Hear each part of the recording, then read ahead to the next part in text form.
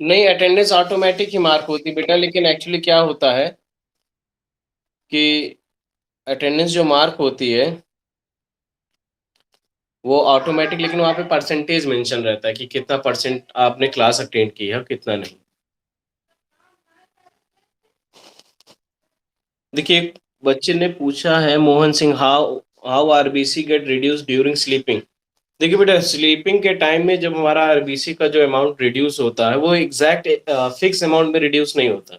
वो day to day हमारे infection के अकॉर्डिंग रिड्यूस होता है। उसके साथ साथ स्लीपिंग टाइम में जो हमारी ब्रीथिंग रेट होती है वो इंक्रीज हो जाती है। अगर आप सोते हुए कभी भी किसी का ब्लड प्रेशर वगैरह मेजर कीजिए, वो हमेशा हाई आता है। ठीक है, तो इसी रीजन से हमारा जो आरबीसी का फॉर्मेशन का रेट है या हमारे आरबीसी का अमाउंट है वो कम हो जाता है। तो चलिए हम बात करते हैं लोकेशन ऑफ हार्ट की। देखिए, आप लोग बहुत टाइप में हार्ट के बारे में सुने होंगे।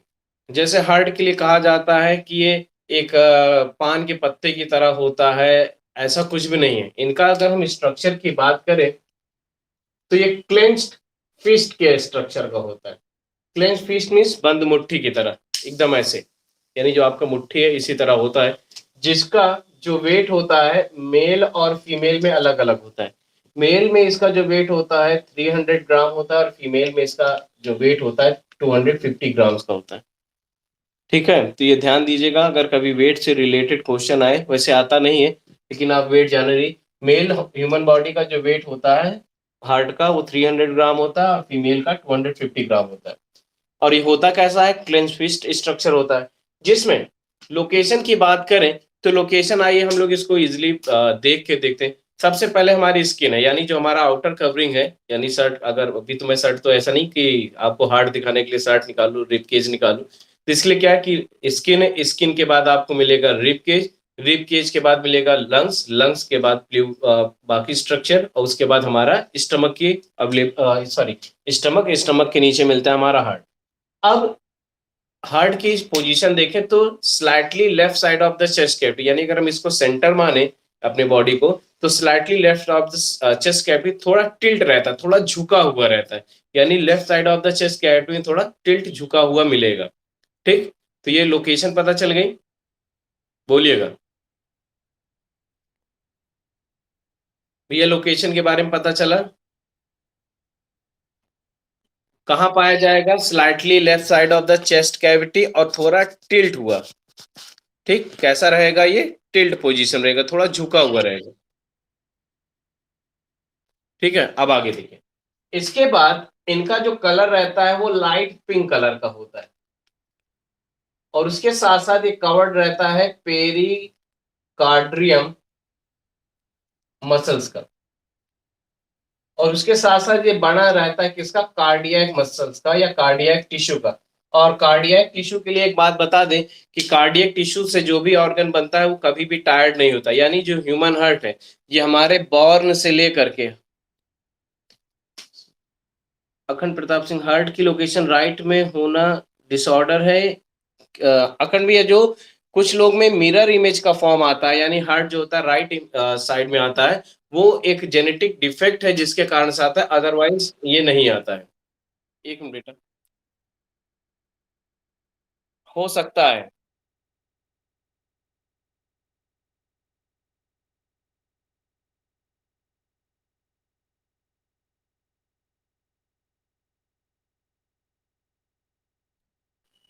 देखिए, आर्यन और अखंड सुनिएगा। जैसे right side of the chest cavity में अगर हार्ट पाया जा रहा है तो कोई प्रॉब्लम एग्जैक्ट नहीं होती। ये कोई ऐसी प्रॉब्लम नहीं होती, जो ऑर्गन ये मान के चलिए सुपर पोजिशन के कारण से होता है। बहुत ही रेयर ऑफ रेयरेस्ट केस है ऐसा कि जिसमें right side of the chest cavity हमारा हार्ट पाया गया। लेकिन ये बहुत ही रेयर केस में, उनको कोई प्रॉब्लम एग्जैक्ट नहीं होती, कि अगर देखा जाए तो जो नॉर्मल पर्सन होते हैं सेम उन्हीं की तरह उनके हार्ट का वर्क होता है, और कोई ज्यादा चेंजेस नहीं आते उसमें।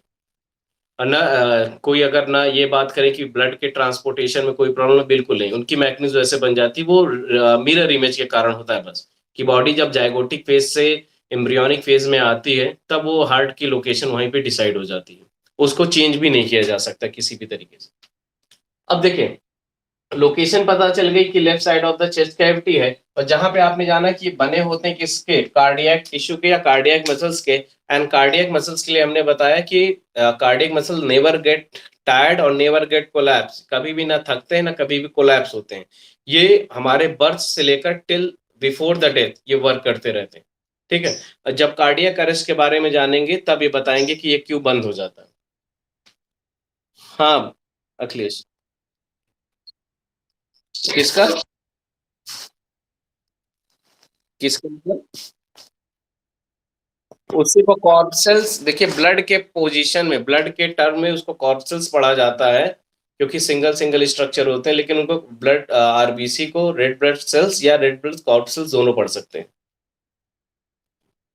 हाँ दोनों सही है। अब देखिए ये तो, हाँ भैया आर्यन।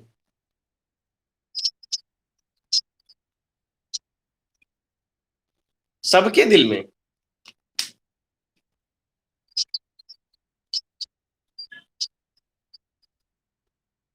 नहीं नहीं, देखिए सुनिए आर्यन, सबके नहीं होता। कुछ जेनेटिक डिफेक्ट के कारण या माल न्यूट्रिशन, यानी जब पर्टिकुलर बच्चा मदर के वोम में रहता है, अगर किसी भी टाइप के जेनेटिक डिफेक्ट आ गया, या किसी रेडिएशन इफेक्ट के कारण से, या कह सकते हैं कि किसी भी टाइप का न्यूट्रिएंट नहीं मिला, या जीन्स प्रॉपर वर्क नहीं किए, जिस कारण से हार्ट में या किसी भी बॉडी के ऑर्गन में होल का जनरेशन हो सकता है, यानी हील अप नहीं कर पाया, जिसके कारण से आगे चल के उनको क्या करना पड़ता है, उनके कंडीशन में आता है कि उनको पर्टिकुलर बॉडी ऑर्गन को प्रॉपर मेंटेन करने के लिए प्रॉब्लम आती है, जिसके लिए फिर हार्ट का या सर्जरी कराएं जिससे वो पोर फिक्स हो। क्योंकि पोर फिक्स ना होने से वो हार्ट की साइज जैसे जैसे ज्यादा तो इंलार्ज नहीं होती, लेकिन बॉडी ऑर्गन अगर इंलार्ज करें वो होल इंक्रीज होता है, जिस कारण से ब्लड कैपिलरीज का जो फंक्शन है वो बंद हो जाता है। हाँ अखंड, एक क्वेश्चन रिस्पिरेशन, हाँ पूछिए भैया अखंड। अगर बॉडी में एनारोबिक रिस्पिरेशन ना हो तो क्या हम कभी थकेंगे नहीं? देखिए भैया, अगर हम एरोबिक और एनारोबिक दोनों की बात करते हैं, चलो वो भी टॉपिक देख लिया जाता है, कि एरोबिक और एनारोबिक की बात करते हैं, तो एरोबिक और एनारोबिक दोनों हमारी बॉडी में रिस्पिरेशन का पार्ट है। और जैसे किस कंडीशन में एनारोबिक रिस्पिरेशन नहीं होगा, बताइएगा अखंड, अनम्यूट करो अपने को। हम्म।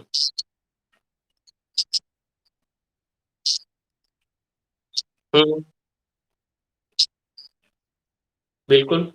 देखिए एनारोबिक रिस्पिरेशन, जैसे आप लोग के माइंड में ऐसा तो नहीं चलता कि हमारे बॉडी में जो एनारोबिक रिस्पिरेशन का अमाउंट है वो एरोबिक से ज्यादा होता है तब क्रैम्प बनता है? क्या ऐसा कुछ माइंड में है? देखिए हर एक बॉडी ऑर्गन में, जैसे हम लंग्स के सराउंडिंग के ऑर्गन की बात करें तो यहाँ क्रैम्प प्रोड्यूस होने की जो प्रोबेबिलिटी होती है वो कम होती है, क्योंकि ऑक्सीजन का जो रिच सेंटर वो हमारे चेस्ट कैविटी है। लेकिन थाई की बात करें या अदर ऑर्गन की बात करें जहां हमारे बॉडी को डिफरेंट डिफरेंट अमाउंट में एनर्जी की रिक्वायरमेंट आती है, और रनिंग के टाइम या गेम, पर्टिकुलर आउटडोर गेम खेलते समय, ऐसा रेयर केस में तो नहीं, नॉर्मली हो जाता है कि वहां पे लैक्टिक एसिड बन जाता है। लेकिन अगर लैक्टिक एसिड का अमाउंट एक नीड के अकॉर्डिंग, यानी बॉडी की जो पर्टिकुलर फिक्स अमाउंट है उससे अगर ज्यादा बनता है तब वहां particular lactic acid cramp produce करता है। अदरवाइज बहुत ही लीस्ट अमाउंट में अगर बनता है, जैसे कभी कभी आप दौड़, खाना खाने के बाद दौड़ो, देखो पेट में एक जगह चुभने सा लगता है, जैसे लगता है सुई की तरह चुभ रहा है, वो भी लैक्टिक एसिड का फॉर्मेशन ही है, लेकिन बहुत रियर अमाउंट में होता है। जब आप नॉर्मली बैठते हो, रिस्पिरेशन करते हो, तो वो क्या हो जाता है, बॉडी से हट जाता है, फिर नॉर्मल आप रिस्पिरेशन करते हो, पेट का दर्द ठीक हो जाता है। तो ये भी हो सकता है अगर कोई पर्सन, लेकिन जनरली अगर देखा जाए वर्ल्ड का कोई भी ऐसा पर्सन नहीं है जो खेले ना, दौड़े ना, या कोई पर्टिकुलर फिजिकल वर्क ना करे, तो लैक्टिक एसिड का प्रोडक्शन होना तो फिक्स है कि वो होगा ही। अखंड। हम्म।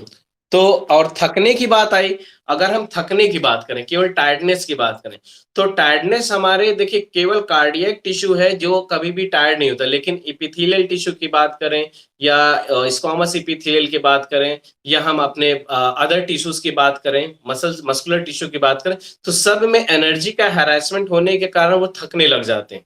यानी उनकी में जब एनर्जी नहीं रहेगी तो सेल्स क्या हो जाएंगे, वो टिश्यूज टायर्ड हो जाएंगे, जब एनर्जी नहीं रहेगी। तब ऐसी कंडीशन में टायर्डनेस आना तो ये कॉमन प्रोसेस है। अब कोई भी ऐसा पर्सन हो जो बैलेंस डाइट कंज्यूम कर रहा हो कंटिन्यूसली, इवन एक्टर एक्ट्रेसेस जो पर्टिकुलर एक फिक्स डाइट कंज्यूम करते हैं डेली, उनकी बॉडी में भी क्रैम्प बनता है। क्यों? मे बी ऐसा हो सकता है एक्सरसाइज करते समय उनकी बॉडी में एनर्जी की रिक्वायरमेंट बढ़ जाए। वो डिपेंड करता है कि स्ट्रेस लेवल कैसा है। पैरालाइज पर्सन में रिस्पिरेशन होता है भैया। अखिलेश, एक कॉमन चीज है, अगर कोई पर्सन सरवाइव कर रहा है यानी जिंदा है तो उनकी बॉडी में रिस्पिरेशन होगा। पैरालाइज ऑर्गन में भी रिस्पिरेशन होगा, क्योंकि अगर वो ऑर्गन में रिस्पिरेशन ना हो तो ऑर्गन धीरे धीरे क्या होने लगेगा? डैमेज होने लगेगा। देखो जैसे कोई पर्सन मर जाता है, मरने के बाद जब रिस्पिरेशन नहीं होता, देखो बॉडी में जो WBC सेल है तुरंत वो डेथ होना स्टार्ट, पूरी कंप्लीटली डेथ हो जाती है। इवन ये भी एक रिसर्च में देखा गया था कि अगर कोई पर्सन डेथ करता है तो 30 मिनट के विद इन 30 मिनट हम उसके पूरे ब्लड को निकाल सकते हैं। लेकिन अगर ये कहा जाए कि बिल्कुल रिस्पिरेशन नहीं रहा तो ऐसे कंडीशन में क्या होगा? वो पर्सन बिल्कुल भी, उसकी बॉडी क्या करेगी? वर्क नहीं करेगी। सर, टाइप्स ऑफ रिस्पिरेशन भैया, पैरालाइज पर्सन में एरोबिक रिस्पिरेशन ही होगा, एनारोबिक नहीं। अगर जो पैरालाइज होते हैं उनमें न्यूरॉन सेल का वर्क होना बंद हो जाता है, यानी नर्वस सिस्टम फेल होता है, इस कारण से वो पैरालाइज होते हैं, अदरवाइज वो पैरालाइज ना हो। या आपने देखा होगा कि बॉडी के ब्रेन का एक सेगमेंट ही डैमेज होता है, यानी जो दोनों पॉन्स हैं, यानी दोनों हेमिस्फीयर हैं ब्रेन का, जब आप चैप्टर सेकंड पढ़ोगे उसमें आएगा, दोनों हेमिस्फीयर जो ब्रेन के हैं, एक पार्ट अगर डैमेज हो गया, ऑक्सीजन का सप्लाई बंद हो गया, तो क्या हो जाएगा? डैमेज हो जाता है, तो वो ऑर्गन क्या हो जाता है? पूरी तरीके से वर्क नहीं करता। या डिपेंड करता है कितने परसेंटेज का डैमेज हुआ है, तो डिपेंड परसेंटेज पे करेगा कि पैरालाइज कितना हुआ। लेकिन ये जो पर्टिकुलर रिस्पिरेशन है, जो आपकी आपने एक पढ़ा होगा, वो दो तो फंक्शन पढ़े होंगे कि एक हमारी विल पे डिपेंड करता है, एक विल पे डिपेंड नहीं करता। वॉलेंट्री एंड नॉन वॉलेंट्री पढ़ा होगा आपने। तो जो हमारा रिस्पिरेशन है ये कैसा है? इनवॉलेंट्री एक्शन है ना, जो हमारी विल पे डिपेंड नहीं करता है। ठीक है, आगे बढ़ा जाए। हाँ, देखो एनारोबिक की चांसेस बहुत ही कम होता है, क्योंकि वो ऑर्गन पूरी तरीके से वर्क नहीं करता है।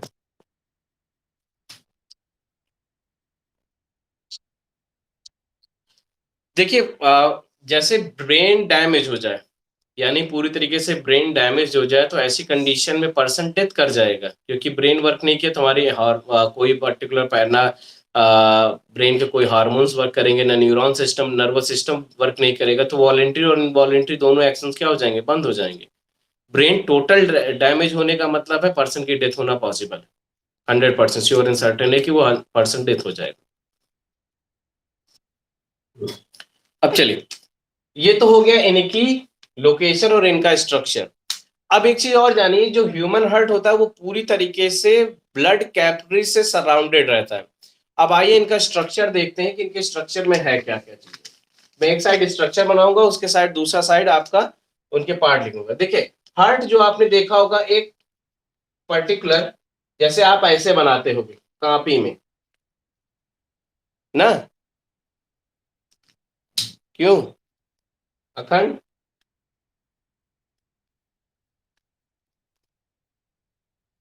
चलो कोई बोलेगा नहीं। तो ये स्ट्रक्चर नहीं होता, ये होता है कैसा? पर्टिकुलर क्लेंस फिस्ट का, और थोड़ा सा स्लाइटली टिल्ट रहता है, जिसमें हमारी बॉडी में जो ब्लड आते हैं, अगर हम ब्रेन की बात करें और ब्रेन के लोअर पोर्शन की बात करते हैं, यानी हमारा बॉडी दो पार्ट में डिवाइड रहता है। एक सुपीरियर पोर्शन रहता है और दूसरा रहता है इंफीरियर पोर्शन। सुपीरियर पोर्शन से जो ब्लड लेकर आता है उसे कहा जाता है सुपीरियर वेना कावा, और दूसरा जो इंफीरियर पार्ट यानी बॉडी के लोअर पार्ट से ब्लड लेकर आता है जिसे कहा जाता है इंफीरियर वेना कावा। ये दो पार्ट है। सुपीरियर वेना कावा जो जगलर वेन्स के थ्रू बॉडी से ब्रेन के ब्लड को लेके आता है, और इंफीरियर पार्ट हमारे बॉडी के सेंटर पार्ट के लोअर पोर्शन से सारे ब्लड पोर्शन को लेके आता है हार्ट में। हार्ट का केवल इतना काम है ब्लड को पंप करके बॉडी के डिफरेंट डिफरेंट पार्ट में सर्कुलेट कराना। किसी भी टाइप का सोचने का, समझने का, फीलिंग का या दर्द का, कोई भी, यानी आपका दिल टूट गया या कोई छोड़ के चला गया या प्यार में टूट गए, ऐसा कोई भी सेगमेंट हमारा ह्यूमन हार्ट बिल्कुल भी परफॉर्म नहीं करता। तो आज से माइंड मेकअप कर लीजिए। कभी भी ऐसा सुनिए कि कोई कहता है कि हाँ ये फलाने का दिल टूट गया, दिल नहीं टूटता। दिल एक क्या है? हार्ट क्या है? एक पर्टिकुलर मस्कुलर स्ट्रक्चर, कोई बोन नहीं है। अब शायरी में बहुत सारी चीजें हैं कि दिल में हड्डियां नहीं होती, टूटने पे दर्द बहुत होता है, ये सब कहानियां हैं और कुछ नहीं। ठीक है, तो सुपीरियर वेना कावा जो ह्यूमन बॉडी में ब्रेन से ब्लड लेके आ रहा है, और उसके बाद इंफीरियर वेना कावा जो बॉडी के लोअर पोर्शन से ब्लड लेके आ रहा है, चलिए आइए देखते हैं इसके बारे में। देखिए आप लोग को बहुत ज्यादा ह्यूमन हार्ट में स्ट्रक्चर को बनाने की रिक्वायरमेंट नहीं, एक ग्राफ डायग्राम आता है जो हम बताएंगे तो उसको आप बना लीजिएगा, आ जाएगा, बहुत इजी रहेगा। ये आया बॉडी के लोअर सरफेस पे और ये अपर सरफेस से ब्लड लेके आ रहा है। अब देखिए ह्यूमन हार्ट जो होता है उसमें 4 चैम्बर्स पाए जाते हैं, यानी ह्यूमन बॉडी जो है, एक मिनट कोई मैसेज बता रहे हैं भैया अखिलेश, सारी चीजें पहले इसको देख लो तब फिल्ट्रेशन पता चलेगा। 4 चैम्बर जो हार्ट है, अपर 2 चैम्बर जो होते हैं जिन्हें कहा जाता है आर्ट्रियम, जो कि थिन वॉल्ड होता है, जो कि ब्लड को क्या करता है, रिसीव करने का काम करता है। और लोअर 2 चैम्बर जो होते हैं जिन्हें कहा जाता है वेंट्रिकल, जो कि ब्लड को सेंड करने का काम करते हैं। जिसमें ह्यूमन हार्ट का जो पार्ट है वो 4 चैम्बर है, जिसमें एक पर्टिकुलर सेप्टम पाया जाता है जो राइट हार्ट को लेफ्ट हार्ट से क्या करता है, सेपरेट करता है। यानी ये क्या होगा, सेप्टम, जो कि राइट हार्ट को लेफ्ट हार्ट से अलग करेगा। ये हमारा राइट हार्ट है और ये हमारा लेफ्ट हार्ट है पार्ट का। अब देखिए एक चीज आनेगा, राइट हार्ट हमेशा इम्प्योर ब्लड लेके आएगा, यानी राइट हार्ट जो होगा हमेशा उसमें कैसा ब्लड आएगा, इम्प्योर ब्लड। और इम्प्योर ब्लड का मतलब,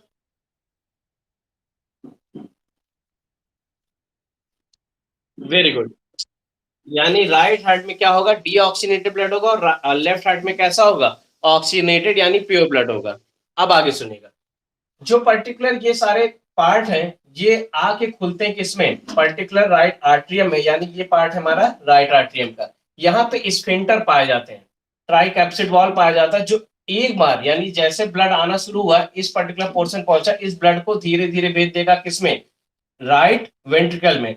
अब सुनिए, जब ये ब्लड यहाँ पे प्रेशर पड़ा तो ये जैसे दरवाजा होता है आपके यहाँ, दरवाजा क्या होता है, खुल जाता है, लोग आ जाते हैं, फिर दरवाजा ऑटोमेटिक क्या हो जाता है, बंद हो जाता है। सेम इसी तरह ह्यूमन हार्ट में भी होता है। हाँ, ऑरिकल भी कहते हैं, सिंगुलर फॉर्म है भैया सौरभ। तो ऊपर का 2 चैम्बर है जिसे आर्ट्रियम या आरिकल कहते हैं, लोअर चैम्बर को कहा जाता है वेंट्रिकल या वेंट्रियम कहा जाता है। जब ये आर्ट्रियम का ये पार्ट ओपन होगा तो सारा ब्लड कहाँ आ जाएगा, इस पर्टिकुलर वेंट्रिकल में। और वेंट्रिकल की जो मसल्स होती हैं ये इलेक्ट्रिक इम्पल्स जनरेट करती हैं। इलेक्ट्रिक इम्पल्स जनरेट होने से ये ब्लड क्या होता है, पंप करता है, जिसके बाद यहां से ये ब्लड जो है ये पहुंचता है पल्मोनरी आर्टरी के पास। अब पल्मोनरी आर्टरीज, अब यहाँ पे आप कहोगे सर आर्टरीज है तो ये प्योर ब्लड लेके जाना चाहिए, लेकिन कैसा ब्लड लेके जा रहा है, इम्प्योर ब्लड लेके जा रहा है। तो सुनिए, ये जो पर्टिकुलर वेंट्रिकल की मसल्स हैं ये लो प्रेशर ब्लड को इलेक्ट्रिक इंपल्स प्रोवाइड करा के क्या करती हैं, हाई प्रेशर प्रोवाइड करती हैं। और हाई प्रेशर ब्लड हमेशा किस में जाता है, थिक वॉल्ड आर्टरीज के थ्रू। इसलिए यहाँ पे पल्मोनरी आर्टरीज है, ये पल्मोनरी आर्टरीज जाएगी ब्लड कैपिलरीज के थ्रू, ब्लड कैपिलरीज के थ्रू जाएगी लंग्स तक। लंग्स में गैसेस एक्सचेंज किसमें होता है अखिलेश, एल्वियोली में। अब एल्वियोली में गैसेस एक्सचेंज होगा, गैसेस एक्सचेंज के बाद फिर वो जो हमारा ब्लड होगा वो ब्लड कैपिलरीज के थ्रू पहुंचेगा किसके पास, पल्मोनरी, पल्मोनरी वेन्स के पास, क्योंकि वो ब्लड प्योर रहेगा लेकिन लो प्रेशर होगा।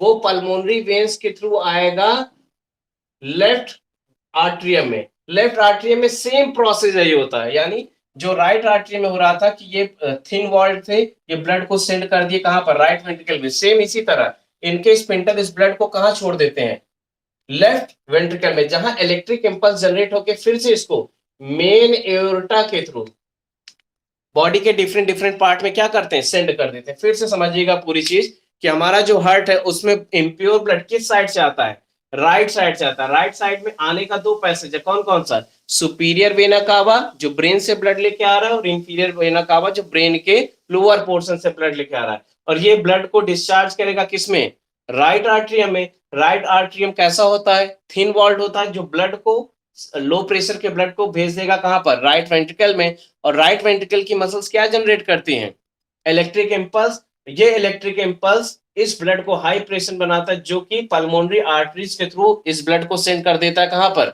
लंग्स के पास, जहां पे गैसेस एक्सचेंज होगा।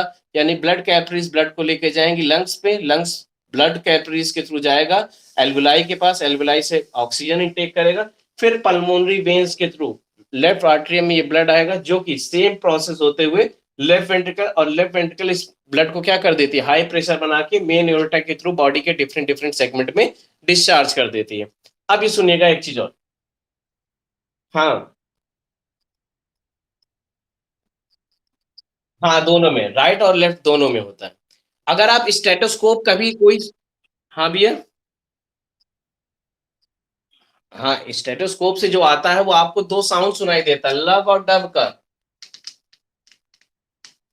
लव का जो साउंड होता है धीरे से, यानी स्लो साउंड जो होता है, वो आता है ब्लड के इस पर्टिकुलर चैम्बर में आने का, यानी जब ये ब्लड डिस्चार्ज होके आर्ट्रियम में आता है, उस डिस्चार्ज में जब साउंड आता है वो लव का आता है। लेकिन डब का साउंड जो हाई फ्रिक्वेंसी का होता है, वो होता है ब्लड को सेंड करने का, यानी बॉडी के डिफरेंट डिफरेंट पार्ट में जब सेंड होगा तो डब की साउंड आती है। तो इस लब डब की देखो, ये पर्टिकुलर एक डॉक्टर के समझने की चीज है जब स्टेटोस्कोप लगाते हैं, क्योंकि कई बार उनका प्रैक्टिस हो जाता है मिलियन ऑफ टाइम। जब वो ऐसा चेक करते हैं तो वो ब्लड प्रेशर को भी समझ लेते हैं, जिसके बाद अगला है स्फैग्मेनोमीटर के थ्रू वो क्या करते हैं, पर्टिकुलर ब्लड प्रेशर चेक करते हैं। जहां आपने ब्लड प्रेशर के लिए अगर डेफिनेशन सुननी है तो जानिए कि ब्लड प्रेशर मीन्स क्या होता है, the pressure exerted by blood toward the blood vessels, यानी ब्लड वेसल्स के टुवर्ड्स ब्लड का फोर्स जनरेट करना। सुनिए, पहले ही समझ लीजिए सौरभ कि ब्लड का ब्लड प्रेशर, ब्लड का ब्लड वेसल्स के टुवर्ड्स प्रेशर जनरेट करना कहलाता है क्या, ब्लड प्रेशर, जिसमें दो आता है, एक सिस्टोलिक प्रेशर आता है और दूसरा आता है डायस्टोलिक प्रेशर। सिस्टोलिक प्रेशर का मीन्स होता है सेंडिंग ऑफ ब्लड, ऐसे पकड़ लीजिए, सेंडिंग, सेंडिंग हमेशा कैसा होगा, 120 हाई स्पीड मिलीमीटर इन एच जी, यानी जिसे लिखा जाता है एम एम एच जी। और डायस्टोलिक मीन्स होता है डाउनलोडिंग, जो होता है 80 mm एच जी, यानी एक ये नॉर्मल ब्लड प्रेशर है किसी पर्सन का। लेकिन इस समय आप लोग या हम अभी अपना ब्लड प्रेशर चेक कराएं तो कुछ ना कुछ वेरिएशन मिलेगा। अब सुने, एक लोग ने पूछा कि सौरभ ने कि राइट वेंट्रिकल की मसल्स ही क्यों इलेक्ट्रिक इंपल्स जनरेट करती हैं। आपने ये सुना होगा कि हमारी बॉडी में पोलर मैग्नेट पाया जाता है सौरभ। पोलर मैग्नेट जो होता है उसकी जो प्लेसेस प्रोवाइड होती हैं वो वेंट्रिकल मसल्स पे होती हैं। आपने ये सुना होगा या अभी इस एज में ना जानते हो, जब भी कोई पर्सन यानी कोई किसी पर्सन की डेथ हो जाती है, उसको किस दिशा में हिंदू रिलीजन में लिटाते हैं।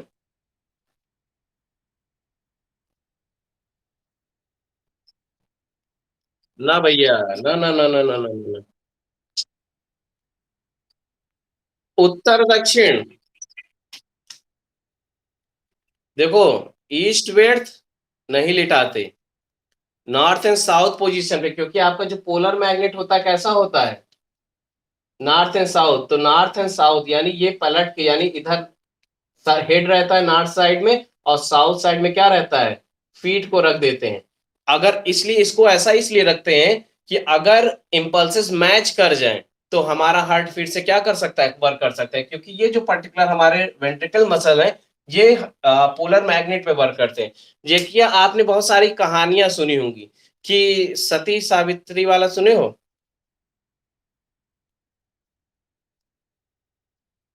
सावित्री का सुने होगे कि सावित्री के हस्बैंड एक पेड़ पे खड़े होके लकड़ी काट रहे थे, लकड़ी काटते काटते वो गिर गए, सडनली डेथ हो गई। तो सावित्री ने क्या किया कि यमराज आए, भाई यमराज किसको दिखेगा, ऐसा कुछ नहीं, वो सब कहानियां हैं जहाँ पे साइंस भी थोड़ा इंक्लूड है। आपने सुना होगा कि सावित्री जी यमराज को पकड़ ली, रोने लगी कि हमें भी ले चलिए, नहीं तो हम अपने पति को नहीं ले जाने देंगे, ये सब सुना होगा आपने। एक्चुअल में उन्होंने कहा था कि यमराज की जो लौटने की दिशा थी, अब सनसेट जो होता है वो पर्टिकुलर किस साइड से होता है, अगर आप इंडिया में पर्टिकुलर है तो आप देखते होंगे कि साउथ साइड से वेस्ट साइड में मूवमेंट होता है पर डे। नॉर्थ से अगर आप मूव करिए, सॉरी ईस्ट से मूव करिए तो वेस्ट, वेस्ट से पर्टिकुलर हमारी मूवमेंट सन की स्टार्ट होती है, नॉर्थ ईस्ट वेस्ट साउथ। हाँ, अब इस पोजीशन में जब 4 बजे के टाइम में ये घटना हुई थी तो उस समय सन हमारा क्या हो रहा था, मूवमेंट कर रहा था जिस साइड में, जब लोगों को ये बताया गया कि यमराज जो होते हैं वो सूर्य अस्त होने पे ही बॉडी से आत्मा को ले जाते हैं, उन्होंने क्या किया, पोजीशन उधर कर दी, बॉडी में इलेक्ट्रिक इम्पल्स मैच कर गए और वो ह्यूमन बॉडी क्या करने लगा, प्रॉपर वर्क करने लगा, जिसके बाद उनकी क्या हो गई, कहते जिंदा हो गए। एक्चुअल में देवी देवता अपनी जगह है लेकिन साइंस भी अपनी जगह है, जहां पे अगर इस पोजीशन पे इसलिए लिटाया जाता है हमेशा कि शायद इलेक्ट्रिक इम्पल्स फिर से वर्क करने लगे। तो ये रीजन होता है।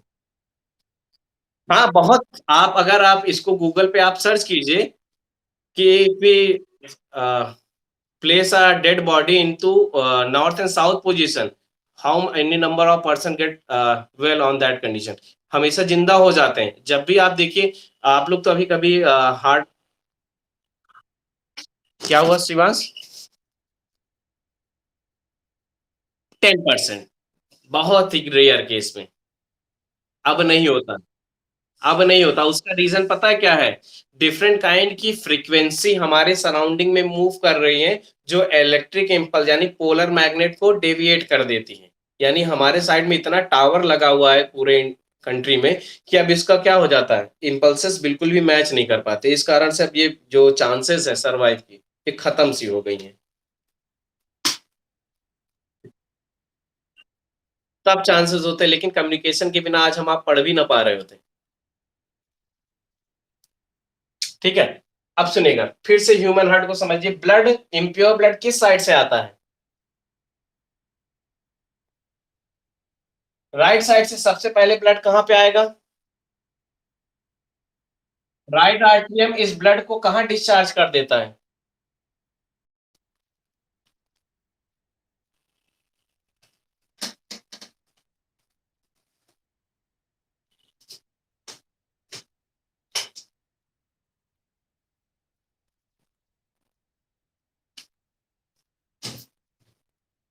आवाज आ रही बेटा? एक्चुअली लाइट चली गई तो वाईफाई बंद हो गया। अब उसको हम दूसरी जगह लगाए तब चलेगा। सुनिएगा, तो पहले आया राइट आर्टरी में, राइट आर्टरी में इस ब्लड को डिस्चार्ज कहां कर दिया? राइट वेंट्रिकल की मसल्स क्या जनरेट करती हैं? इलेक्ट्रिक इंपल्स जनरेट होने के बाद जो लो प्रेशर का ब्लड है कैसा हो गया? अब ये हाई प्रेशर ब्लड किसके थ्रू जाएगा? पल्मोनरी आर्टरीज के थ्रू। कहां पर? लंग्स में। एल्वियोली से गैसेस एक्सचेंज होगा तो ये ब्लड जो है पल्मोनरी वेन्स के थ्रू कहां पे आएगा? लेफ्ट आर्टरियम इस ब्लड को डिस्चार्ज कहां करेगा? अब लेफ्ट वेंट्रिकल में फिर से इलेक्ट्रिक इंपल्स जनरेट होगा तो ये ब्लड कहां जाएगा? Main aorta. मेन एओर्टा से बॉडी के डिफरेंट डिफरेंट पार्ट में क्या हो जाएगा? डिस्ट्रीब्यूट हो जाएगा। अब हाँ, ऑरिकल्स, अभी वही सौरभ ने कहा था ना कि इसका दो नाम है, आर्ट्रियम भी ऑरिकल्स दोनों कहा जा सकता है। देखिए, अब यहां पे अगर आप देखिए तो आपका जो ब्लड है ह्यूमन बॉडी जहां पे 4 चैम्बर कंसिस्ट कर रहा है, फिश जो होता है यानी मछलियां जो होती हैं उनमें 2 चैम्बर ही पाया जाता है। इसलिए वहां पे एक चीज अभी बताने चल रहे हैं, वो उसमें अवेलेबल नहीं हो। यहाँ पे देखिए हमारा जो ब्लड है कितनी बार आ रहा है हार्ट में? 2 बार। एक बार इम्प्योर ब्लड आ रहा है, दूसरी बार कैसा ब्लड आ रहा है? अब देखिए कहा जाता है यहाँ पे इस ब्लड के सर्कुलेशन के लिए एक टर्म है जिसे कहा जाता है कार्डियक साइकिल। क्या कहा जाता है? कार्डियक। क्योंकि जो चेस्ट है इसके लिए एक टर्म यूज होता है कार्डियक। तो यहाँ पे डेफिनेशन एक बन, क्या हुआ? बॉडी के लोअर सरफेस से ब्लड लेके आया, यानी चेस्ट से पैर तक के ब्लड को।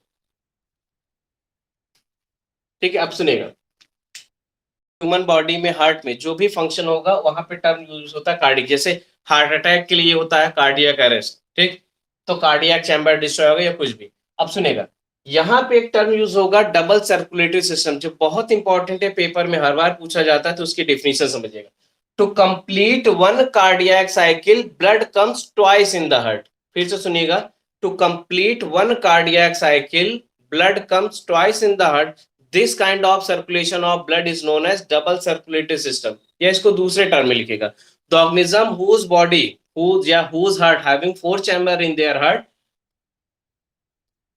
on their heart, blood comes twice in the heart to complete one cardiac cycle. That kind of circulation is known as double circulatory system. ये डबल सर्कुलेटरी सिस्टम का एक बेनिफिट भी है। पहले डेफिनेशन समझ में आया डबल सर्कुलेटरी का? क्या कहा गया? To complete one cardiac cycle blood comes twice in the heart.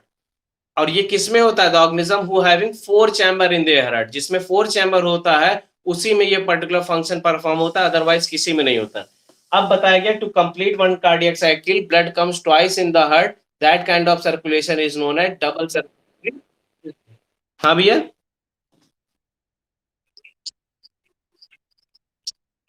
हाँ दोनों टाइम, जैसे आपने सिस्टोलिक और डायस्टोलिक पढ़ा ना, जब ये अपर दोनों चैम्बर कॉन्ट्रैक्ट होंगे, सिस्टोलिक की कंडीशन में क्या होगा, कॉन्ट्रैक्ट, कॉन्ट्रैक्ट होने कंडीशन पूरे बॉडी का ब्लड इसमें आएगा। नहीं जैनब आप दी भैया, उसमें फीसेस में नहीं होता ये डबल सर्कुलेटरी। देखिए जब ये हार्ट कॉन्ट्रैक्ट होगा तो डाउनलोडिंग का काम होगा, यानी ब्लड इस चैम्बर में आएगा।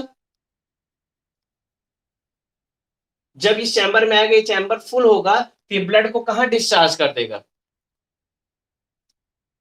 राइट वेंट्रिकल लेफ्ट वेंट्रिकल में, दोनों अपना अपना। अब ये जब पंप करेंगे तो ये पल्मोनरी आर्टरी लेके चले जाएगा, ये मेन एओर्टा लेके चला जाएगा, यानी हमारा जो ओल्ड ब्लड है, पुराना ब्लड है, वही हमारे इस पल्मोनरी वेन्स में आता है। ये ब्लड जो होता है ये थोड़े टाइम बाद आता है, यानी near about 8 to 9 second after ये हमारे बॉडी के लेफ्ट पोजीशन में पहुंचता है, यानी हार्ट के लेफ्ट आर्ट्रियम पोजीशन में 8 to 9 सेकेंड के बाद पहुंचता है, जहां पे गैसेस एक्सचेंज पॉसिबल हो पाती है। ये क्लियर है। देखिए ये तो हो गया हमारे ह्यूमन हार्ट की बात। यहाँ पे हमने ब्लड प्रेशर भी सीख लिया। हाँ शिवांश।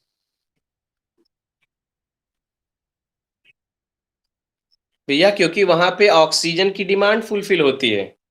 जैसे आपके घर में आपको पैसा सबसे ज्यादा कोई दे रहा है, तो आप पैसा लेने के लिए किसके पास जाओगे, पापा के पास। अब पता है पापा जी पैसा दे रहे हैं तो लंग्स क्या है, हमारे बॉडी के पिताजी हैं, जो ऑक्सीजन को भरपूर रखे हुए हैं ना।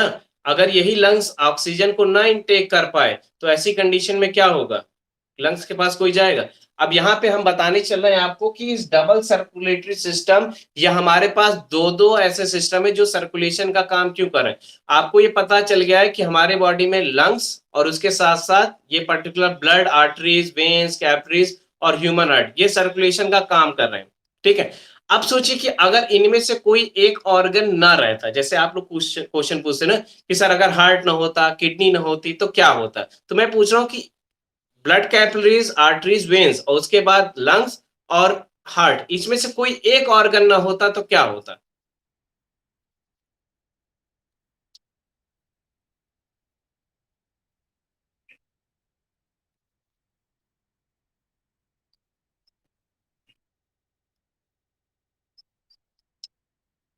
और सोचिए।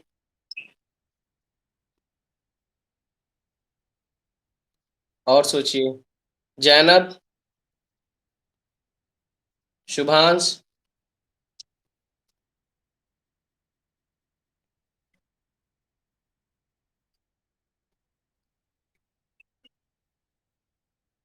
आयुषी पांडे।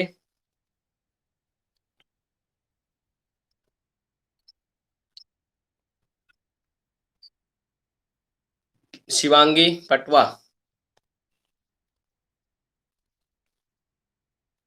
आदर सिंह।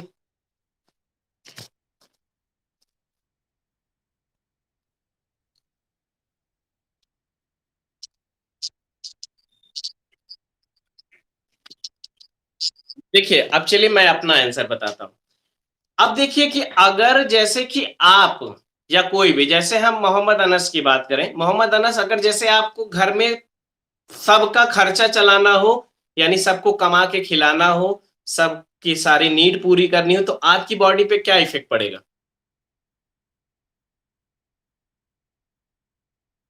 अनस बाबू बताइए। चलो कोई और भी बता दे। रितिका या रवि, श्रेया, कोई भी बताइए, शुभांश।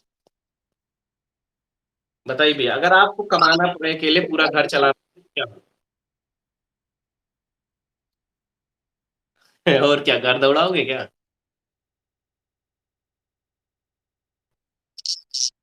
एक्स्ट्रा वर्क करना पड़ेगा। हमारा जो वर्क होगा वो थोड़ा नॉर्मल वर्क से एक्स्ट्रा होगा। जैसे अभी क्या है, सुबह उठते हो, मम्मी पापा आपको ब्रश करवाए या तो ब्रश खुद से कर लेते होगे, उसके बाद सुबह से ब्रेकफास्ट से स्टार्ट होके डिनर तक दिन भर खाते रहते होगे, जो मांगते होगे मिल जाता होगा ना। अब इसी को बॉडी पे को रिलेट करिए। अगर सोचिए कि हमारे हार्ट को ही सारा फंक्शन करना पड़ता, यानी गैसेस एक्सचेंज भी करना पड़ता है और उसके साथ साथ बॉडी में ब्लड की सप्लाई भी करना पड़ता है, तो हमारी जो लाइफ स्पैन है, क्या वो ज्यादा होती या कम होती? कम होती। उसके साथ साथ अगर ब्लड कैपिलरीज की जगह ओपन सिस्टम होता, तो क्या हमारे बॉडी के डिफरेंट डिफरेंट पार्ट में जर्क से यानी झटका लगने से ब्लड क्लॉट हो जाता? हो जाता। अगला चीज, लंग्स की यूटिलाइजेशन की बात करें, लंग्स अगर ना होता, क्या हमारी बॉडी में गैसेस एक्सचेंज पॉसिबल था? यानी हमारे पास जो एसोसिएटरी ऑर्गन है, यानी लंग्स है, ब्लड वेसल्स है, उसके साथ साथ हार्ट है, ये तीनों अपने अपने फंक्शंस को केवल परफॉर्म करते हैं। अगर किसी को एक फंक्शन अकेले परफॉर्म करना पड़ जाता है, यानी कि अगर बॉडी में ऑक्सीजन की डिफिशियंसी हो गई, तो जैसे कुछ लोग सुनते होंगे कि ऑक्सीजन की डिफिशियंसी हुई, कार्डियक अरेस्ट, हार्ट अटैक आ गया, सुने होंगे। अब यानी अगर एक पर्टिकुलर ऑर्गन अकेले कोई वर्क करता है, तो वहां पे मैकेनिज्म हमारी बॉडी की क्या हो जाती, डिस्ट्रॉय हो जाती। अब एक चीज पोजीशन आपको बताते हैं कि कार्डियक अरेस्ट यानी हार्ट अटैक की पोजीशन कब आती है। आपने मूवीज में देखा होगा कि हार्ट अटैक आते ही दिल पकड़ते हैं और गिर जाते हैं, देखा?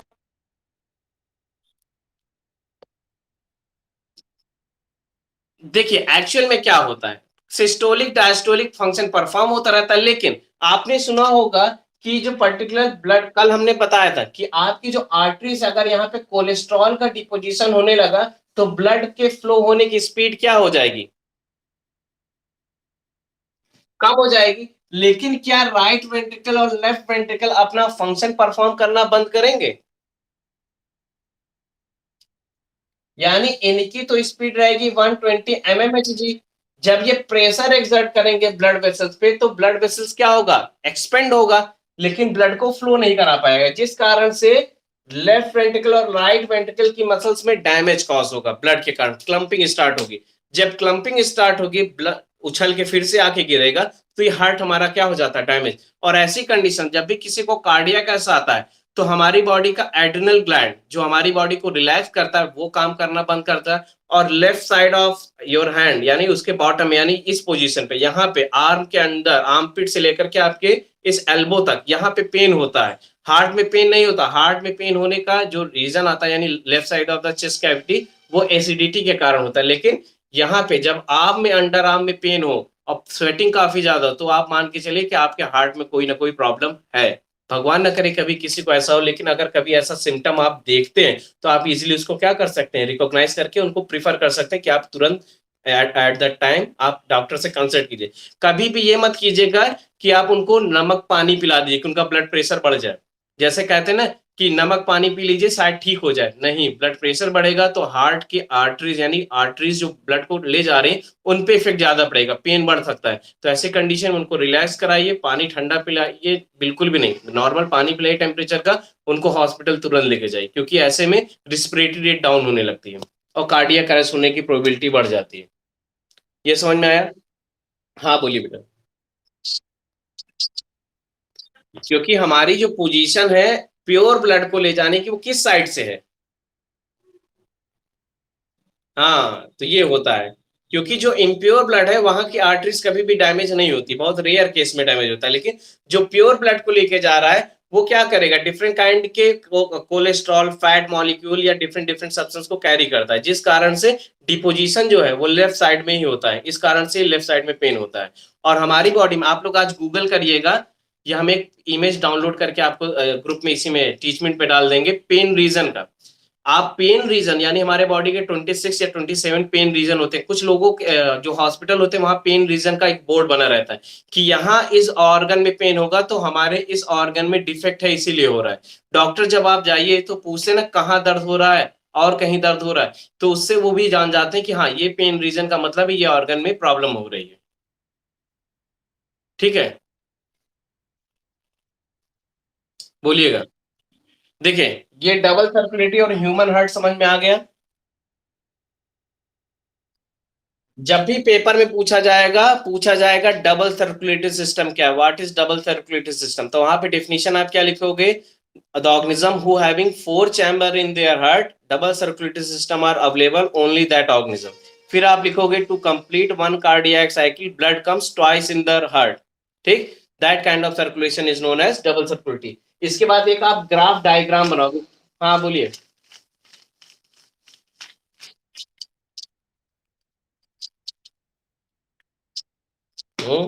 प्रेशर के कारण से।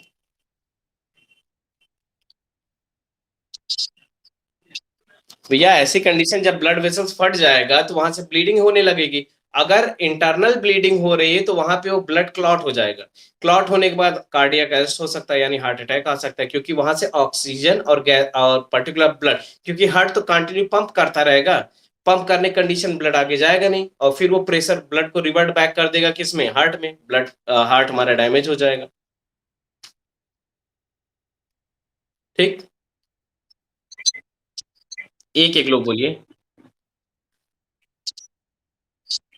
हाँ आराम से, लेकिन पेन बहुत ज्यादा होता है। देखिए ब्लड प्रेशर वगैरह। क्या हुआ? नहीं नहीं नहीं नहीं, तुरंत नहीं फटती, वो डिपेंड करता है स्ट्रेस लेवल कितना है, ब्लड प्रेशर कितना घट बढ़ रहा है, या किसी और भी एलिमेंट के कारण से हो सकता है, जिसमें हमारे कोलेस्ट्रॉल है, बैड फैट मॉलिक्यूल्स हैं, या हो सकता है बॉडी का वेट बहुत ज्यादा हो, या बॉडी बहुत ज्यादा टायर्ड हो गई, जिसमें एड्रेनलिन हार्मोन सिक्रेट, जैसे आप लोग डरते होगे, कभी खेलते होगे डरते होगे ना, या कहीं सपोज करो एक कंडीशन बताते हैं, जैसे सपोज करो किसी के यहाँ गए हो, आप कप तोड़ दिए, तो कैसा फील होगा? कब तोड़ दी कैसा फील होगा? ये होता है ना कि हम उसके आने से पहले भाग जाएं।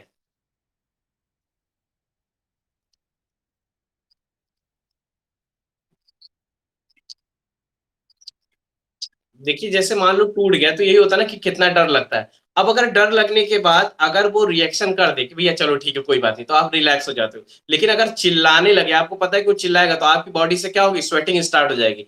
स्वेटिंग जब स्टार्ट होती, जब वो पर्सन कह दिया कि चलो भाई कोई बात नहीं, ठीक है कोई बात नहीं, लेकिन उसके बाद सबसे पहले आपको पता है क्या होता है, म्यूटिरेशन, जिसे यूरिनेशन कहा जाता है। सबसे पहले आपको फील होगा कि कितनी जल्दी हम यूरिन कर दें, हमारी बॉडी रिलैक्स हो जाए, या फियर फ्रिटेंडेड कंडीशन है। आपको कुछ। हाँ भैया। अरे शिवांश।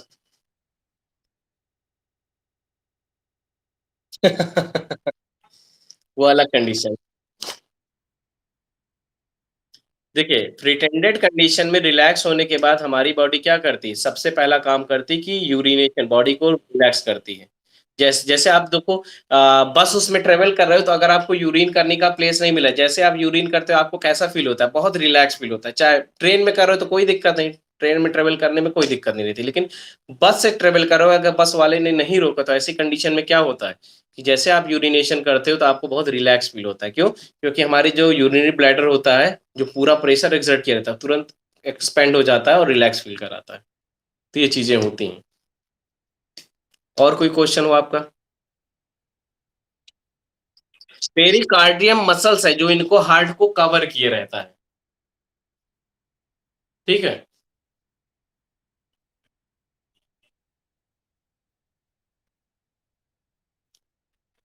देखिए हार्ट जो है वो कार्डियक मसल से बना हुआ है, चलिए ठीक है। लेकिन अगर आप देखिए कि हार्ट जो है, जहां पे बताया गया कि एक बार हार्ट अटैक आया, दो बार आया, तीसरी बार में पर्सन नहीं बचेगा। हमारी बॉडी एक लिमिटेड अमाउंट का स्ट्रोक को एब्जॉर्ब कर सकती, उससे ज्यादा नहीं।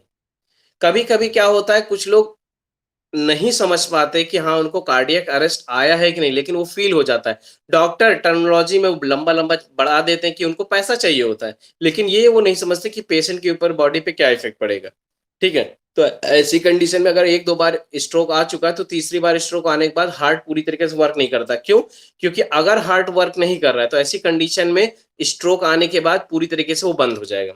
जिसके लिए आपने सुना होगा कि एक आर्टिफिशियल मशीन का यूज होता है, जिसे कहा जाता है पेस मेकर। नियर अबाउट 2 से 3 लाख रुपए का ये इंस्ट्रूमेंट आता है। वो बैटरी के थ्रू हमारे बॉडी में इम्प्लांट करते हैं। सुभाष जानते होगे तुम पेस मेकर के बारे में? हाँ, वो क्या होता है, एक इम्पल्स की मशीन होती है जो चेस्ट पे लगा दिया जाता है। हाँ, तो बॉडी में जब लगा दिया था, उसका जो कनेक्शन होता है वो जैसे होता है ना, बाईपास सर्जरी सुने होगे।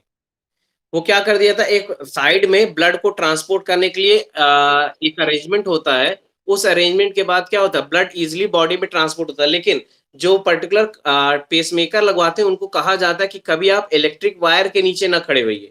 जैसे वो ओपन वायरिंग होती है ना जिसमें तार खुले रहते हैं, अगर उसके नीचे रहें तो मे बी उसका इफ़ेक्ट क्योंकि वो मैग्नेट लगा होता है उसका इफ़ेक्ट उनकी बॉडी पे आ सकता है, वो तुरंत बंद हो जाएगा।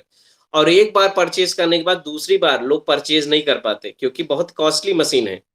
और बैटरी का भी ध्यान रखना पड़ता है कि ऐसा नहीं हो कि बैटरी खत्म हो गई और आप भी रास्ते में गाड़ी चला रहे हो, रास्ते में ही गाड़ी बंद हो गई। तो ये सारी चीज़ें ध्यान चार्ज करने के लिए सर्जरी करानी पड़ती है और जिसको पेसमेकर लग जाता है उसको कहा जाता है ना आप दौड़िए ना बहुत ज़्यादा सीढ़ी चढ़िए क्योंकि सीढ़ी चढ़ने पे हार्ट को बहुत ज़्यादा वर्क करना पड़ता है। और ये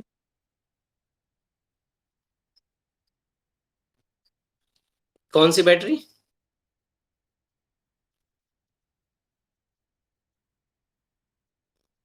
बोलो। देखिए भैया पोरोनियम उसका इफ़ेक्ट हमारी बॉडी के ऑर्गन पे भी तो पड़ेगा। भई अपने बॉडी में